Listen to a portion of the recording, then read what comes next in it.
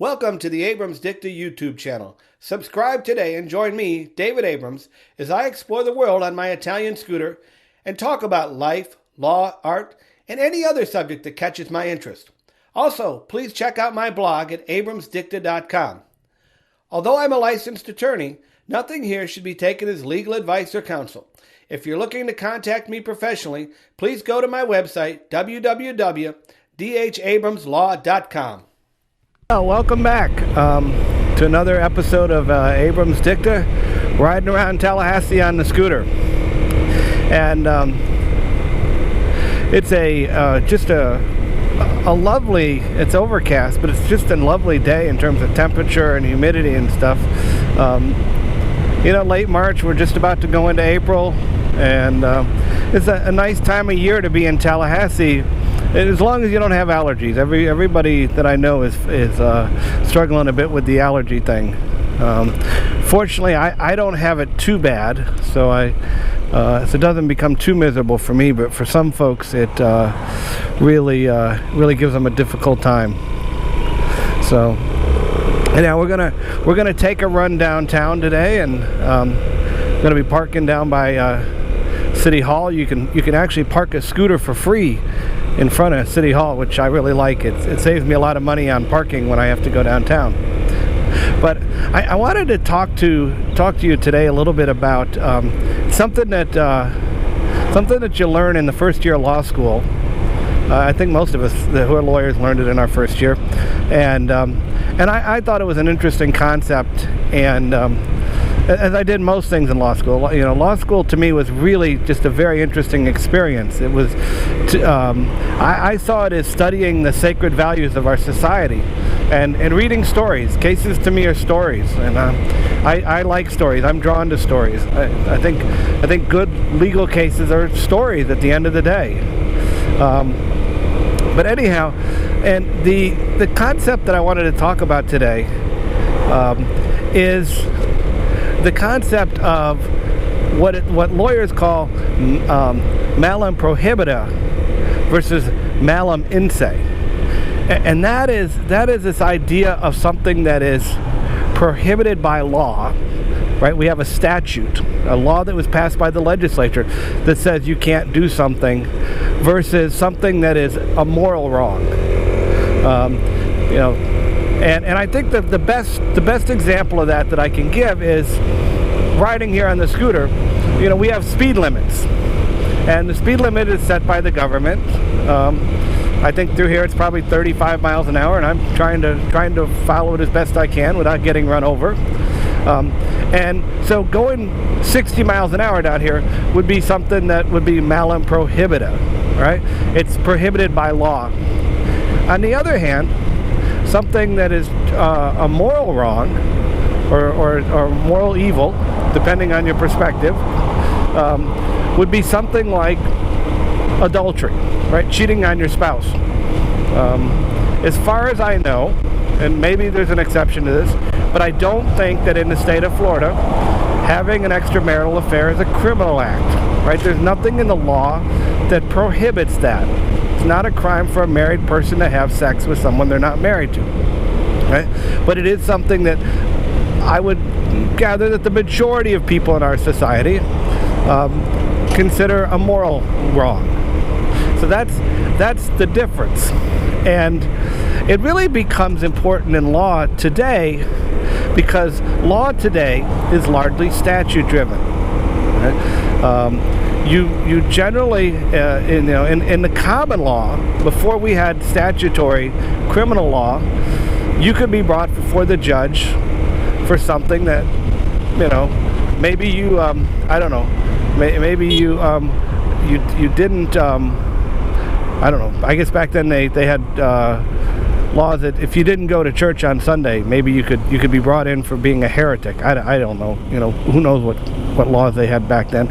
But this law might not be written down, but it might be a value of the community, and the judge could put you could be put on trial and found guilty and punished for violating something that really was never written down. That was that I think you could argue that you had no no real way of knowing was actually a crime. And historically, 150 years ago, most crimes were common law crimes. Most laws were common law. We used common law. We didn't use a lot of statutory law historically. That's a fairly new concept in the law, where we actually have the laws written down. And believe it or not, we don't have written laws in all areas of American laws even to this day. One of the biggest areas that impacts everybody's life day to day, that is largely common law, is contract law. Right? Most contract law is judge-made law. It's not legislature-made law. It's not stuff that the legislature decreed to be, unlawful or criminal or anything like that. It's judge-made law. All right? The way we measure damages in a contract case is largely judge-made law. Yeah. And it really brings up an interesting question when people start talking about, judges legislating from the bench, when they're passing laws from the bench. Is that something that, all of a sudden we've got a lot of activist judges, or is it something that judges historically do? And I think it's something that judges have always done. I think it's historical, and I think judges today are far more restrained than they ever have been in American history. We have far fewer jury trials, and there are many things that the courts just can't even hear anymore. Binding consumer arbitration clauses are knocking just a whole lot of cases out of the courts and into corporate decided forums where it's a private entity that decides whether or not the law has been violated. I've often wondered how that's constitutional, but the courts seem to uphold that. So anyhow, today we're traveling south on Monroe Street, and it's coming through the Midtown area. This has been a kind of an area of revival, and see the law office of Steve Andrews over there to the right-hand side, and over to my left, you can't see it, but there's another law office of a fairly prominent lawyer here in town. Got Fred Pearson's office over there to the left.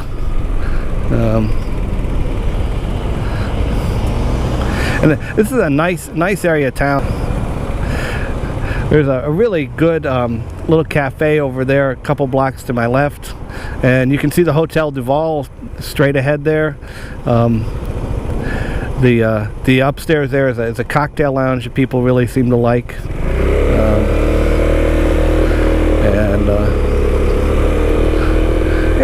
good day to be in Tallahassee. A lot of nice stuff. It's a nice town. I think when I came to town, that little building there on the left, that I think was Brown's Pharmacy, and then this building here to the right, that was I think it was a Security First Bank. I know my first checking account in Tallahassee, I went into that building there, and that bank is gone. That bank's been gone for 20 years now. It's amazing that we really don't have how many banks have come and gone in just the last 20 years. It's stunning.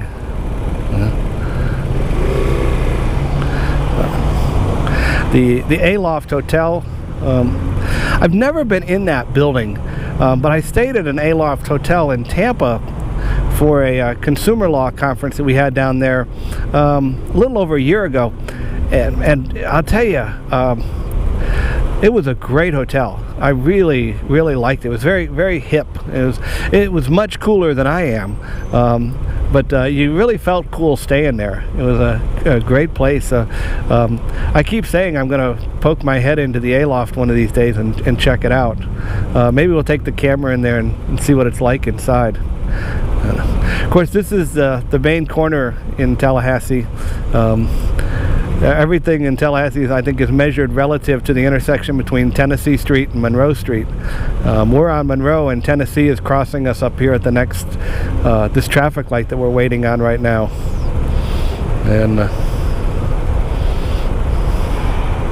when I came to town back in 1988, most of these tall buildings hadn't been built yet. This condo building on the left-hand side of the road, that wasn't here. The Aloft Hotel wasn't here.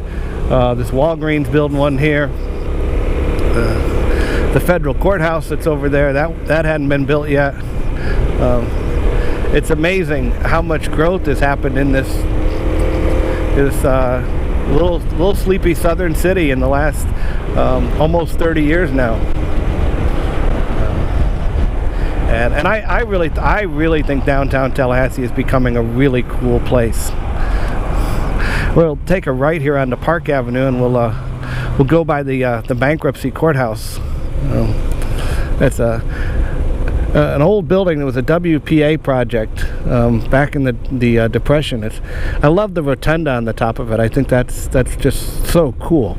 But it used to be, it was a post office downtown, or downstairs, and upstairs was the federal courthouse.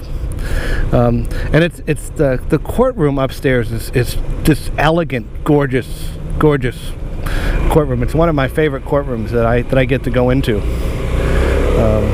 It's just, you can't help but feel like you're doing something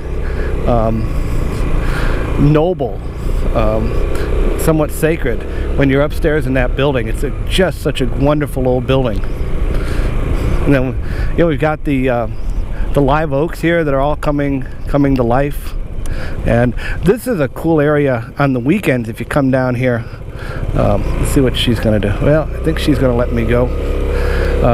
But if you come down here, there's a farmer's market down here on this grassy area over here. And they have music and vendors and stuff. And it's a great place to get fresh vegetables. And it's on Saturday mornings. So if you're ever looking for something to do, or how to get farm fresh vegetables in Tallahassee, that's a great way to do it.